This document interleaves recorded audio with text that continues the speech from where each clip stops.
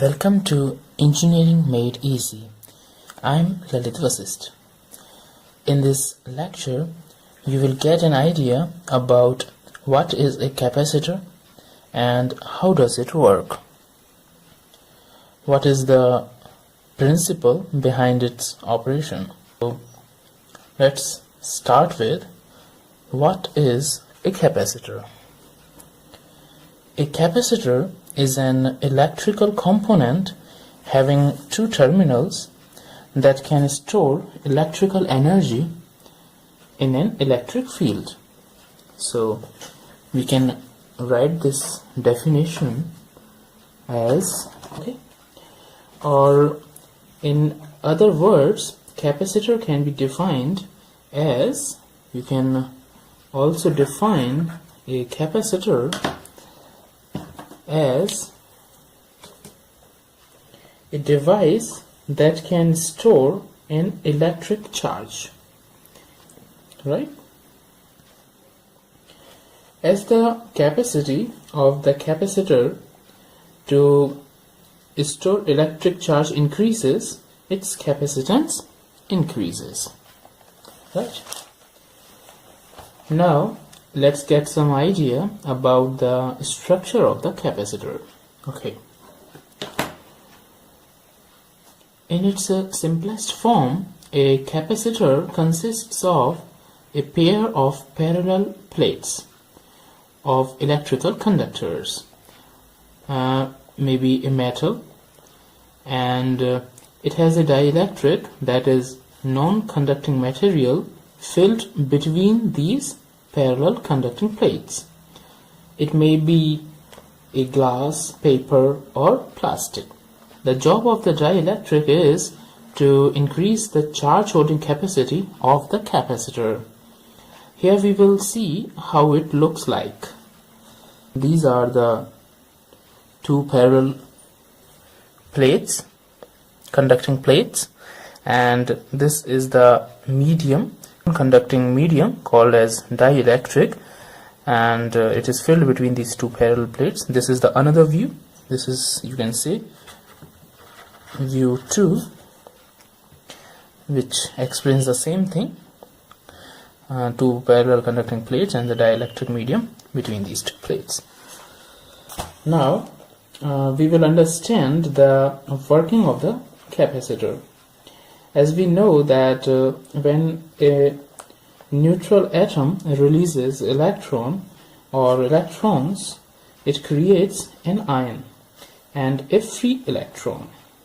These ions are immobile, but the released electron is free to move. A metal has a large number of such immobile ions and free electrons. These ions get positively charged after releasing negatively charged electrons. A metal has two parts.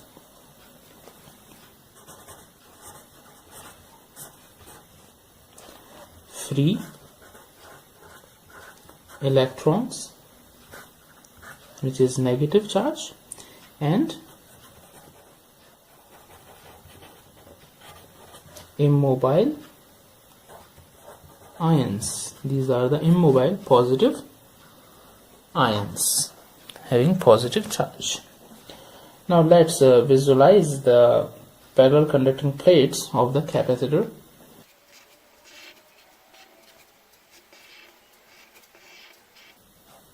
These are the two parallel plates,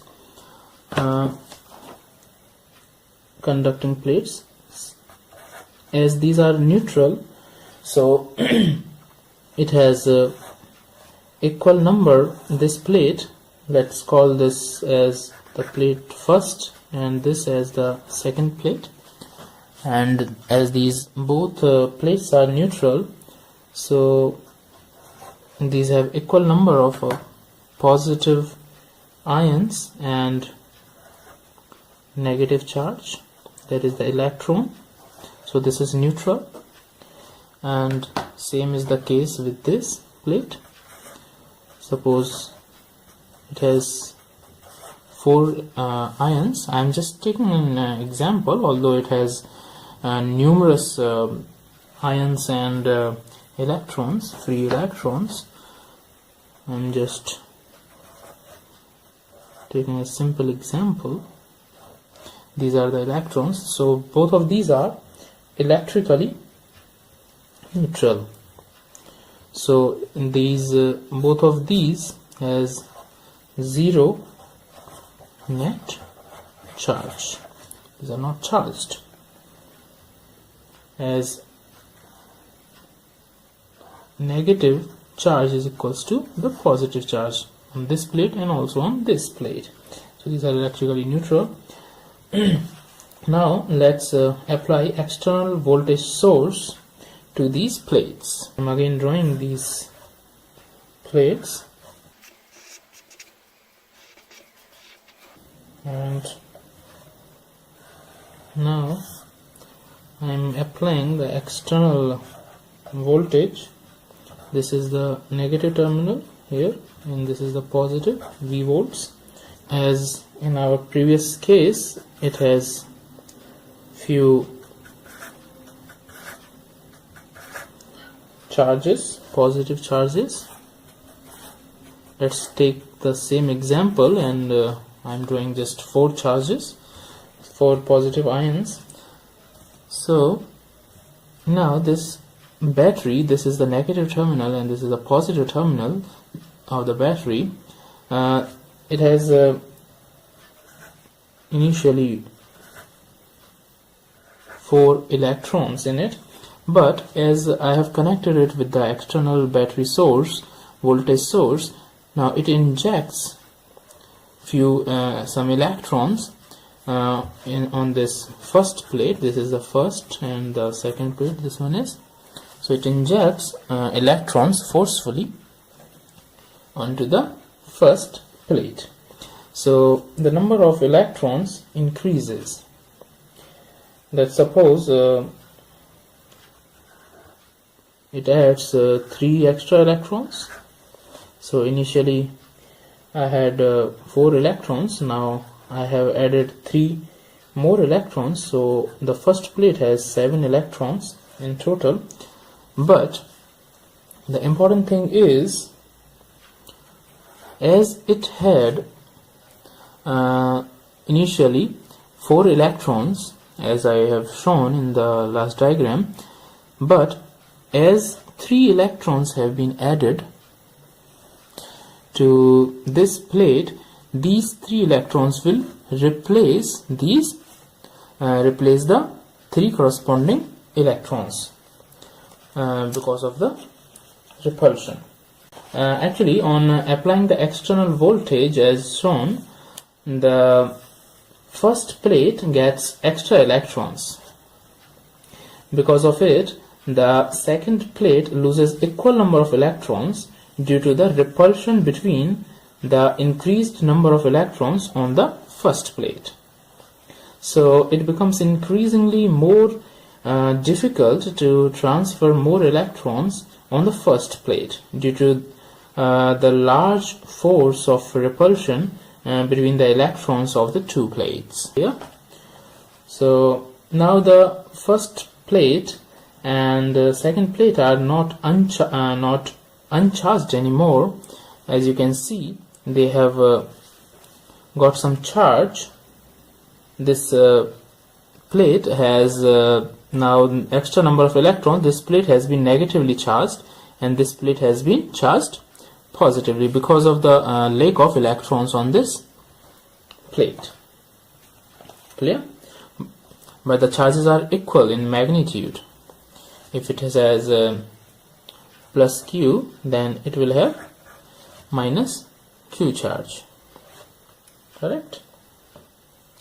Let me tell you one very interesting phenomena that is taking place here. You can observe here that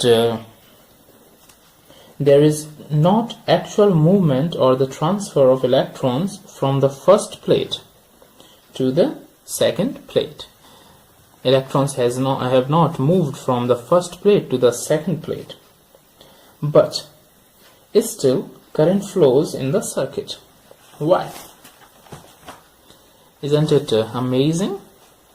Actually, it is because of the displacement current. A new term is introduced here, which is called as the displacement current. Okay, it means that here, as you can see, as even a single electron is added forcefully on the first plate by the voltage source, even a single, it displaces an electron from the second from the second plate. I mean, when any electron is added from this voltage source to this any extra electron on this first plate, it correspondingly displaces in a single electron enters here. Then because of the repulsion between these same charges, negative charges of electrons, one electron is displaced from this second plate. Okay, which feels like as if the electron has moved from the first plate to the second plate, giving an illusion of conventional current, but it is the displacement current. Actually, it is named displacement current because of the displacement of electrons in this phenomena. As you have seen, electrons have been moved from here to from this second plate. Now let's see an important relationship between Q, C and V. What is Q, C and V? This is the charge on the capacitor. The capacitance of the capacitor is denoted by C, and the voltage on the capacitor is V. So the relationship is Q is equals to C into V. So the charge on the capacitor is equals to the product of the capacitance and the voltage of the capacitor. You can also write it as C is equals to Q by V in its another form.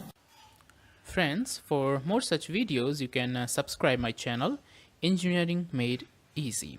And please don't forget to like and share the video if you liked it. For more detailed information, you can visit my blog www.engineeringmadeeasypro.com. Its link is given in the description of this video. You can check it, and see you soon in the next video. Till then, bye bye.